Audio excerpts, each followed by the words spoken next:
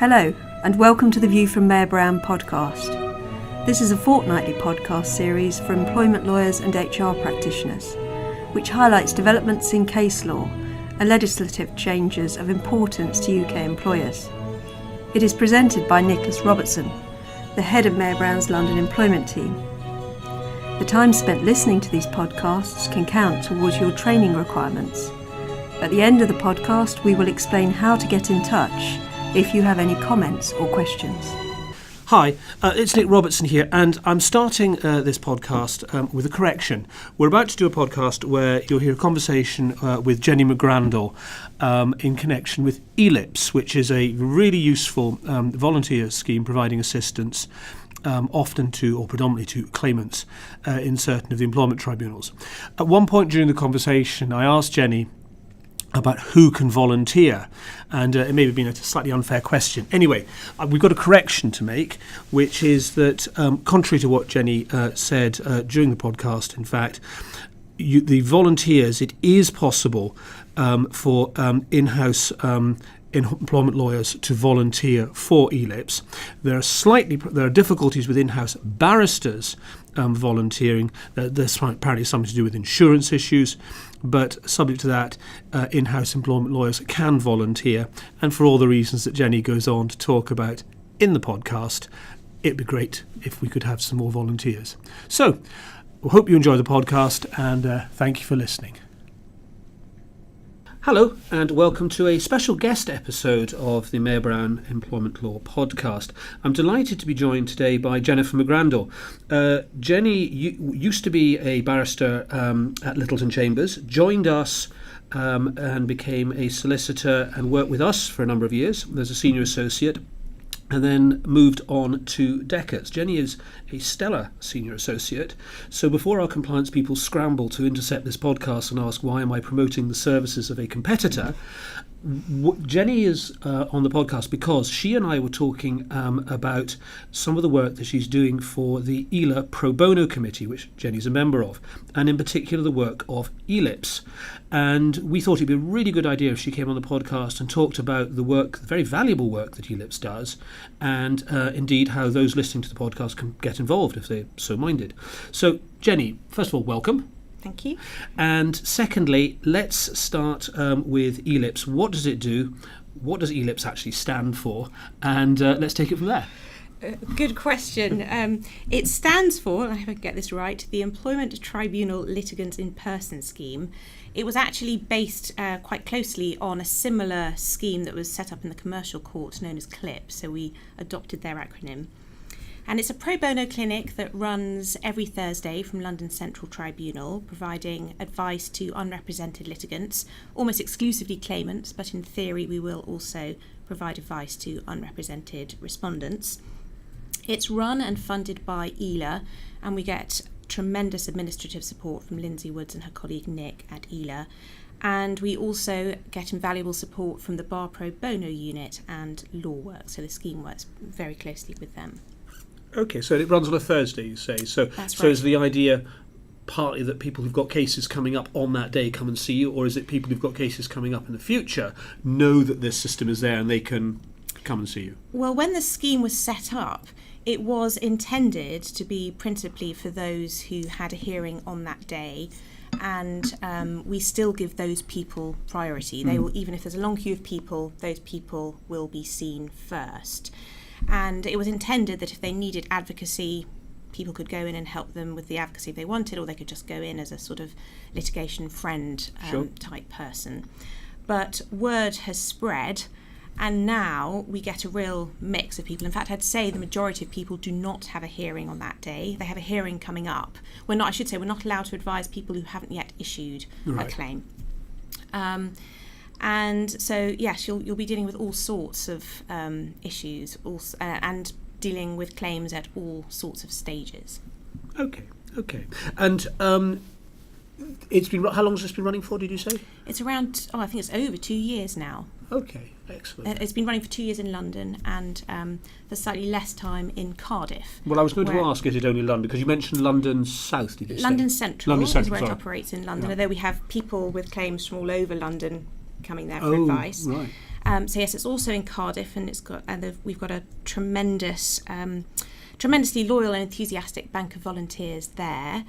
And we're also hoping that it's going to start up at the Birmingham Tribunal this autumn. So we're very excited about that.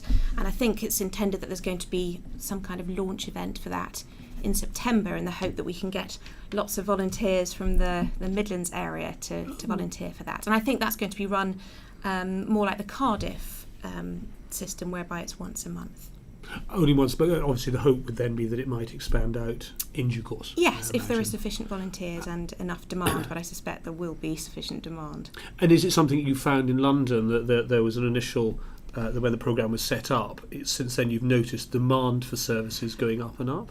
Without doubt. I mean, I think I volunteered on I think it was the second week that the clinic had operated, and we were practically dragging people from their waiting rooms. No, let me advise you. Yes, you do need advice, honestly.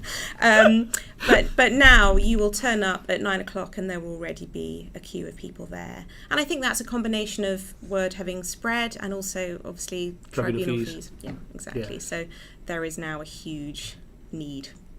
And do you anticipate that the scheme might spread beyond the London, Cardiff, Birmingham centres? Is there an aspiration to have? We do hope so. There has been Bristol have expressed an interest in having a clinic there, and I think in theory, we would roll out anywhere where there was sufficient interest, support from the judiciary, and we felt there were enough volunteers. But we obviously have to have an eye to resources and funding, because it is all funded by ELA currently. But yeah, subject to there being sufficient funding, then yes, we would roll it out further. Oh, fascinating. And you say this is all provided by volunteers? Yeah, absolutely. You sign up to a rota, which comes out on roughly a quarterly basis, and you can volunteer as little or as often as you like. I guess our keenest volunteers would probably volunteer about 4 times a year, but you can do a full day or a half day, which I think is a real attraction, because half a day is possibly a little easier to fit round work. The entirely reasonable fee earning requirements for most of our firms. Yes. Yes, absolutely.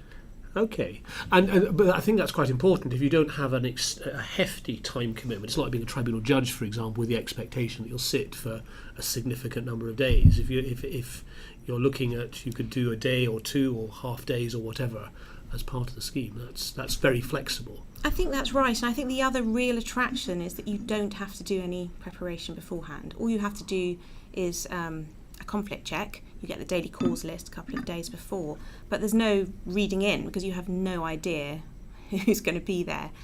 So you literally you're done and dusted after you've done your half day or day.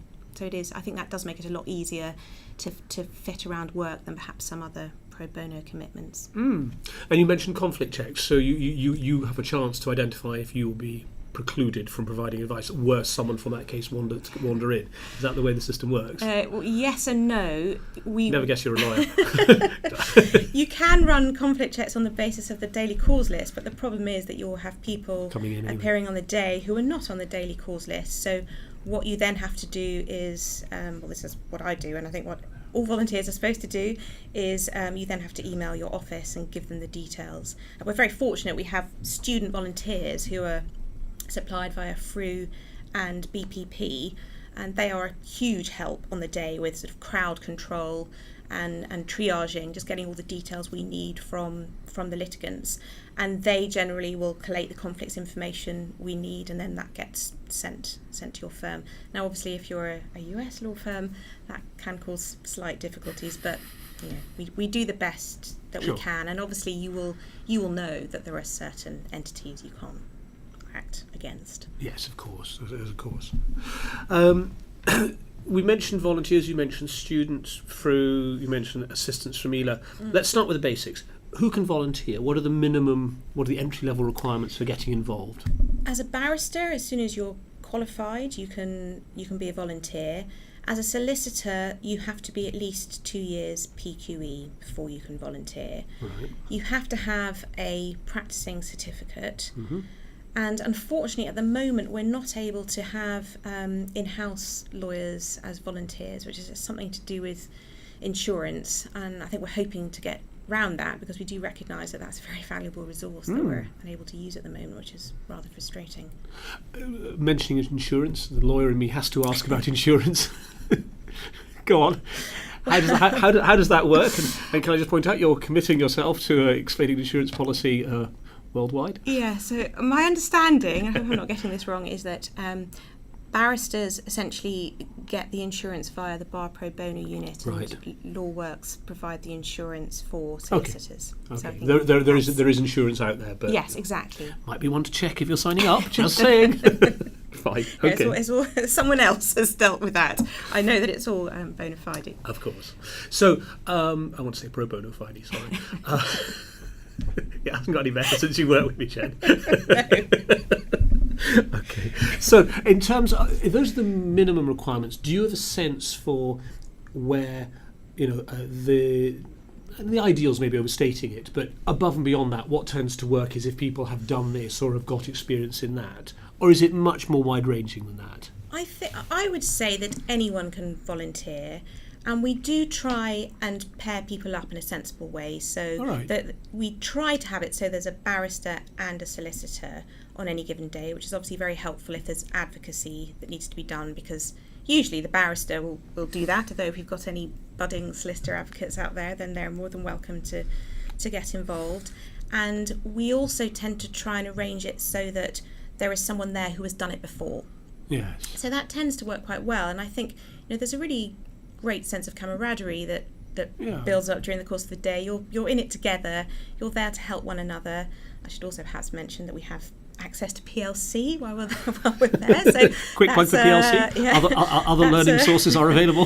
That's a good backup to have. So I would say to anyone, don't be afraid of doing it. Don't think that you haven't got enough experience, because there will be people there to help. We've also got a very valuable sort of phone a friend resource, so there are some barristers' chambers who have very kindly linked up with the scheme, and you can call one of those barristers if you're really stuck. Okay. So you're really not in it alone. And I think it's an absolutely fantastic way of, if you haven't had much tribunal experience, then in a way, what better way of getting it than doing ELIBs, because you might be dealing with up to 6 cases in one day with all sorts of different procedural aspects, and so you learn a phenomenal amount in the course of a day. Well, you learn, I know from the days when I used to do tribunal advocacy, you learned an awful lot about stuff that you wouldn't necessarily learn about as a solicitor firsthand. Yes. And when you've actually got to deal with it, it's the fastest way of learning anything. Well, that's absolutely right. I mean, even with my vast number of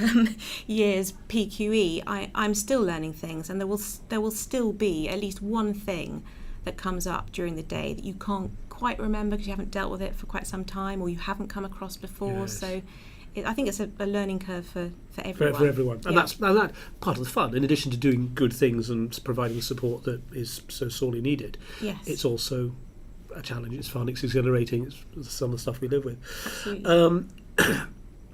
Okay, you mentioned students. There was some student assistance as well.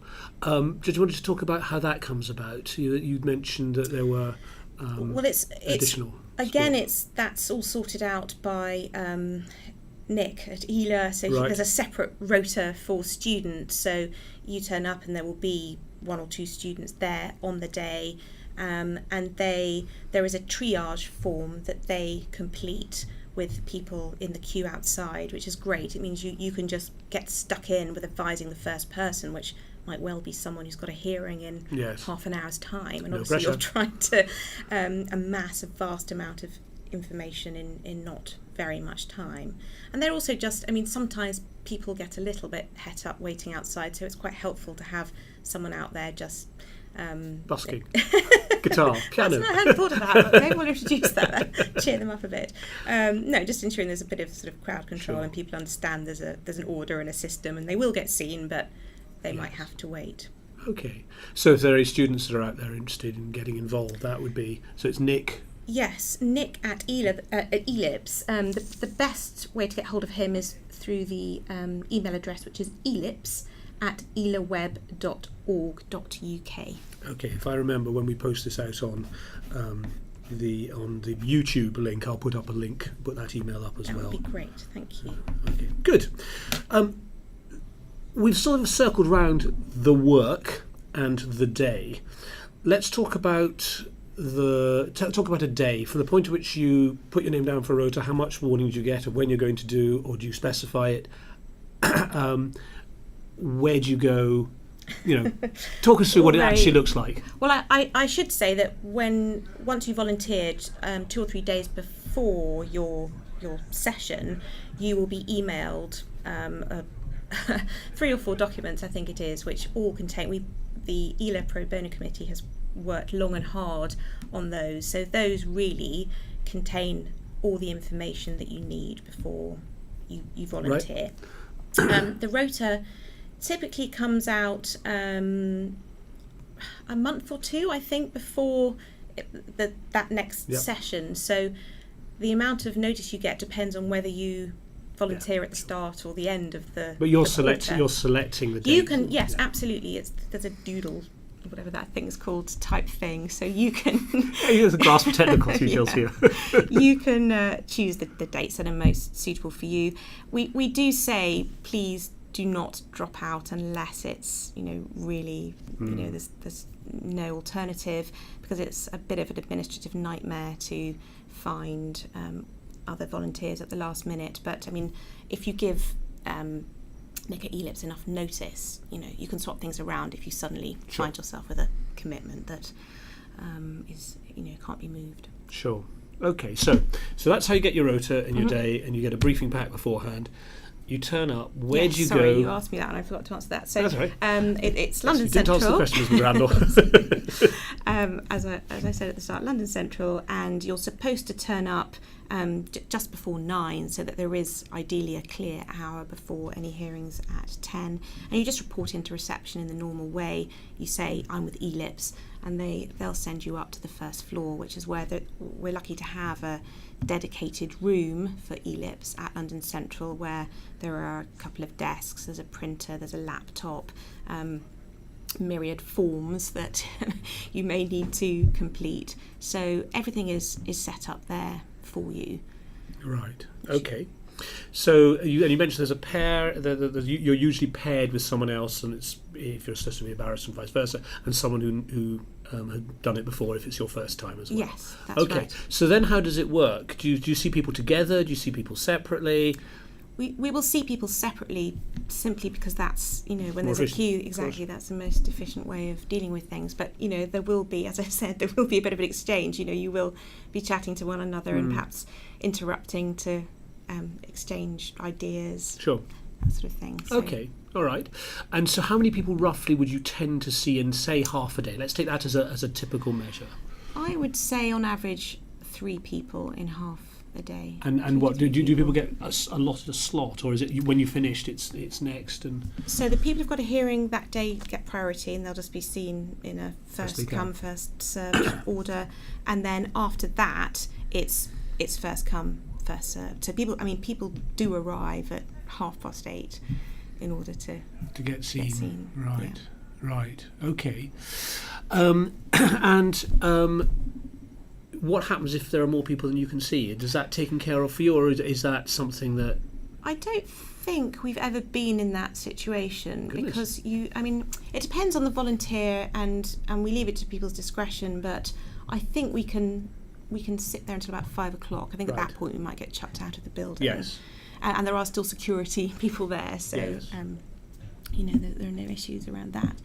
And I suppose it is very much left to the individual volunteer, and it may be that you're dealing with a particularly complicated case and you have to say to people, I'm really sorry, I can't see you. But what I tend to do is I think, okay, I've got 3 hours, I've got 3 people, I'll spend an hour with each. Yes. And that may mean that you can't do everything that they would like you to do, but generally people are fairly understanding that you have limited time and you're trying to help everyone. And it may be that you say, look, these are the things you need to do, I can help you with this, I'll give you a structure plan for your witness statement or whatever it is, and then you send them away and suggest that they come back in a couple of weeks to another clinic, rather than sitting with them and drafting the entire statement, which would take Of hours. course. I can see that. Well, that brings me neatly on to the next question I wanted to ask, which is about the sort of work that you can expect to do. Because let's imagine I'm sitting here thinking, okay, I'm quite interested in this, but I don't know if I've got the right knowledge or skills, or what prep would I have to do if I wanted to turn up knowing that I knew my stuff. So talk us through the sort of typical questions that come in. That may be maybe an unfair one. Maybe you want to talk us through the last time I went, these were the questions I faced. But yeah, I mean, it really is everything and anything. I mean, you quite often do get the litigant walking in with the carrier bag, stuffed full of documents, and you never quite know what's going to be thrown at you. Not literally, usually. Not selling it. I mean, I think a common thing is trying to help them sort out the issues of the claim, because quite often people come and see you before a PH, yes, and they won't understand things like their claims out of time. They won't understand that they have to distill the issues for the judge. So I think quite often you're drafting a list of issues for them. Quite often you're just helping them understand what's happening. What's going on. Yeah, what the correspondence means. I think it's easy to forget that it makes total sense to us, but it won't to someone with no... Well, there have been occasions. Won't to someone with no legal background or familiarity with the system.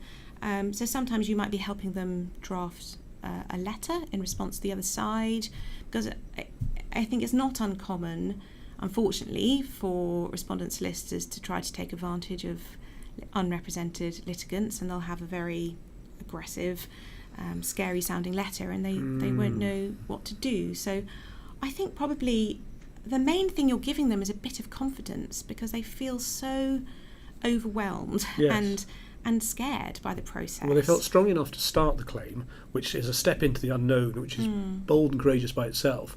And then this sort of process takes off. And I always think there's a loss of control. If you don't know what's going on, you're sort of swept along, and you're not. You lose the ability to influence what happens. And that's where I can understand why an advisor could sit and say, yes, but this is what's going on here, or you have a choice. They're not telling you, but you have this choice, or whatever it is. That's right. People are nearly always so grateful for any advice that you can give them, and I think often it's giving them a little bit of focus, and that is obviously also very helpful to the employment judges. And actually, my understanding is that at London Central they deliberately list as many PHs for unrepresented litigants on Thursdays as they can, knowing that there is that additional resource available to them on those days. In terms of you get to the end of your slot, is that it? You just walk away at that point? There's no follow-up work? You don't have to fill in note of what you advised? How does that work? You are supposed to give them a letter which summarises the advice that you've given, and then you need to send a copy of that to ELIPS at the end of the day. And again, that's something that the students are often very good at assisting with. I mean, obviously you'll draft the letter, but they'll help just with the sort of physical copying and that sort of thing. So, I mean, there's not too much paperwork, but... And you have a limited amount of time, so you're not giving them chapter and verse. It's really just summarising the advice you've given. So, I mean, although we have to have a record of the advice, it's principally for them, so that they have something that they can remember after the session. But there is no, I mean, you're not supposed to give them your name. You'll have a badge that says ELIPS volunteer, and actually, I think you do sign the letter with your name. I try and do it as illegibly as possible. But I've never been contacted after a clinic by a litigant that I've represented. They do understand that it is not an ongoing relationship, and sometimes they will ask, can I follow up? Can I show you? But you say, I'm sorry, that's just not the way this system operates, and we can refer them if we think that a litigant has a valid claim. Then there are forms that you can complete with them, which we can then pass on to the Bar Pro Bono unit or through, so that hopefully they can get more assistance if they need it. Okay. Okay, well that's really helpful. You mentioned the judiciary and listing for listing unrepresented litigants for PHs on Thursdays. Does this generally have the support of the judiciary, do you think? I think we've had massive support from the judiciary, and that's really helped the scheme. So support right from the very top, from the President, Dr. Brian Doyle, and in London the Who was on this podcast 6 months back. And the regional employment judge Potter, and also employment judge Wade in particular in London. I mean, they've all been very supportive, but in particular those three have been very good at turning up to any ELIPS related events. And in Cardiff, regional employment judge Barry Clark and employment judge Sian Davis. And now we're also fortunate to have Lorna Findlay, the acting regional judge of Midlands West, on board in terms of the Birmingham rollout. So yes, they're very supportive of it. They recognise that it is a very valuable resource for litigants in person, and I think well they tell us that it's extremely helpful for them. It's saving them time, because if we've sat down with a litigant in advance for PH and help them to understand the issues and help them bash out a sort of list of issues, that obviously saves the judge a massive amount of time when it comes to the it helps to the everyone. hearing. It helps the litigant feel they've had justice. It helps the judge. It actually helps the respondents in some ways if they aren't having to wade through a morass of irrelevancies or uncertainties. Exactly, and I think they're also very supportive on the day. So I've had to on occasions ask the clerk if we could possibly have a bit more time, because you don't always. Yeah, of course. Depends on when they turn up and how much there is that you have to try to get to grips with before the hearing, and generally judges will be very supportive if you say, look, I just need 15 more minutes, can we have that? And that's usually, obviously it will depend on how many cases they've got on their list, but usually that's not an issue. I think the challenge is always trying to find the right number of people to do this. So is there a sense that you're looking for for a particular number of volunteers? In order to make this work, we need 50 volunteers a year, we need 100 volunteers, or whatever it is. Is there a sense of that? Yes, definitely. I think we've got around 100 volunteers on the data bank for London Central, which is fantastic. But nevertheless, we do have problems from time to time filling slots in the rota, and I think there are particularly problems when somebody drops out at the last minute. Yes, I can imagine. Finding someone to replace them. So we're always on the lookout for new volunteers, and I think it's such a fantastic thing that I think everyone should do it, or at the very least should try it once. Everything except incest and folk dancing, but you can include an ELIPS. Okay, fine. We'll amend that quote. So okay, let's talk about. Let's look at this on a totally selfish basis. If I was thinking of volunteering, what would I get out of volunteering apart from actually furthering the sum of human happiness, which is a valuable aim in itself? Well, I used to say that because when tribunal fees still existed, because tribunal litigation had dried up a bit for many of us. I used to say, well, it's a great way of keeping your hand in and making sure you don't get rusty in terms of tribunal procedure, and so that doesn't apply so much now. But I think I would say, and it's a bit of a cliche, but I would say after every session, no matter how challenging or busy it's been, it's hard not to come away with it's hard not to come away without having a warm, fuzzy glow, because you do feel as if you've really made a difference to people, and you might only have scratched the surface, but you have still helped them enormously, and generally people will have shown just how grateful they are, and I think that's a really nice feeling to have. I can relate to that, because obviously, although we predominantly act for respondents, about a year ago someone got in touch after one of these podcasts, and without giving away any details I shouldn't, they were representing their child in a tribunal proceeding. The proceeding was already underway, the hearing was underway, they needed to do some closing submissions, and a point had come up which I think had been referenced on the podcast, so she got in touch and said, could I assist? And it was not something I could practically assist with, and I think there was potentially a client conflict too. Anyway, so I got in touch with barristers at Barrister Chambers and said, could they spare someone to have a half-hour conversation? In fact, a senior barrister got involved, gave her half a day, helped review the written submissions, and as a result, the case settled promptly. She did fantastically well, and the case settled, and I got a lovely email back. And I remember thinking, ooh, we did good today, rather than what we usually do. Acting for the dark side, we actually did something good today. But it was, it was lovely, and I was, amazed that the bar reacted the way they did, the Barrister Chambers reacted the way they did, and someone very senior, very good, got involved and helped and sorted things out. You thought, yeah, I can see that. Yeah, I totally understand that, and I think it is really heartening to see how many people get involved and give up their time. And yes, we've also had some very senior barristers and solicitors. We've even had both recent chairs of ELA volunteering for the day. So I wish I could do a great impersonation of Gareth doing advice, but I won't. He's been very supportive. I'm absolutely sure he would be. So, okay, if anyone's interested in volunteering, who do they contact? Well, I will happily speak to anyone who wants to know a little bit more about it.